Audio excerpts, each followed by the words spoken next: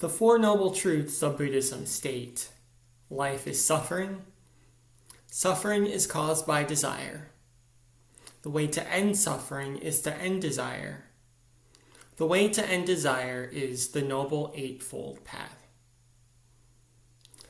For the purposes of this talk, I'll be focusing on the second and third Noble Truths of Buddhism, which center around desire, the suffering caused by our desires, and the way to end suffering by ending our desires.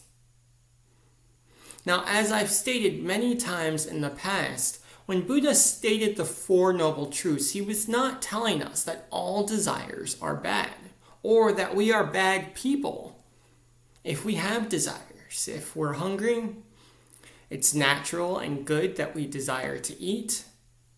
If it's cold outside, it is natural and good that we desire to put on warm clothing.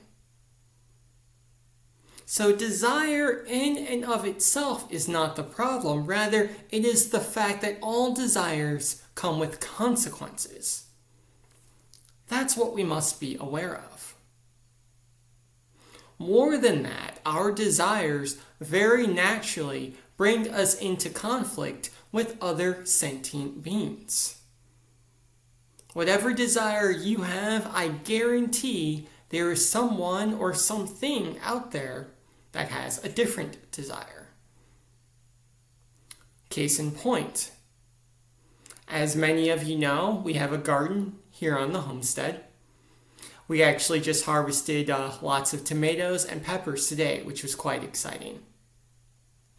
And one problem with having a garden, however, though it is a good and natural thing to do, it's a very fun hobby, I encourage all of you to get into it, is that my desire to grow vegetables and share them with my family and friends brings me into conflict with the insects who also want to eat my vegetables. The Japanese beetles, the slugs, the striped cucumber beetles, the pill bugs, all of them have a desire to use my vegetables for food. I also have a desire to use my vegetables for food. Thus, I and the aforementioned insects are in conflict. This is true of gardening, this is true of everything in life. Maybe you have a desire to spend the weekend with your family. Your boss has a desire for you to work on a project throughout the weekend so it can be ready early Monday morning. You have a desire, your boss has a desire, and once again, this is conflict. This is why Buddha stated that desire causes suffering.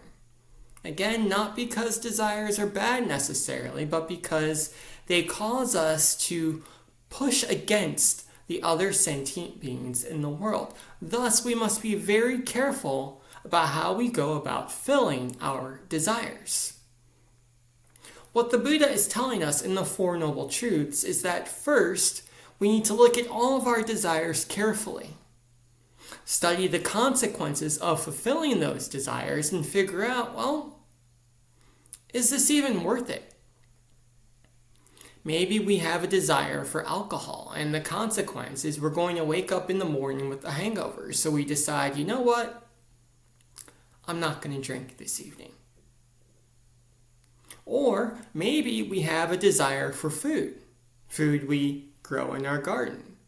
And because we understand that food is necessary and good for life, we decide we're going to engage in this desire, but we're going to do so carefully, in a way that minimizes the amount of conflict, the amount of suffering that is caused for ourselves and for others. So in my case, there's lots of insects that want to eat my vegetables in my garden, so where possible, I cover my veggies up with netting, and that netting allows them to grow and get the water and sunlight they need, but it stops the insects from getting to them. So they have to go somewhere else for their meal.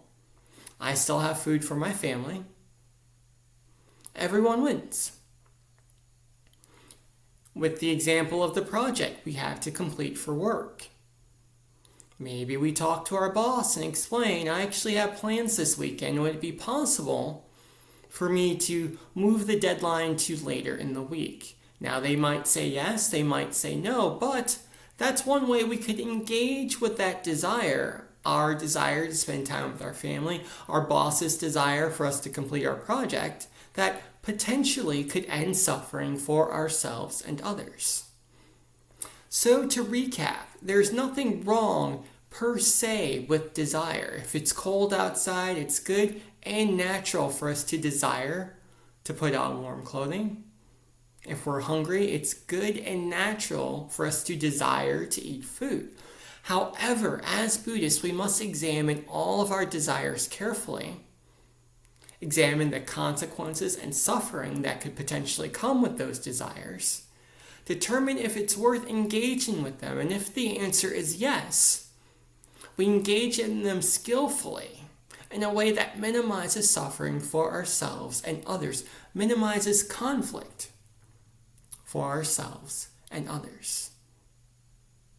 By doing this, we make life better not just for ourselves, but for all sentient beings.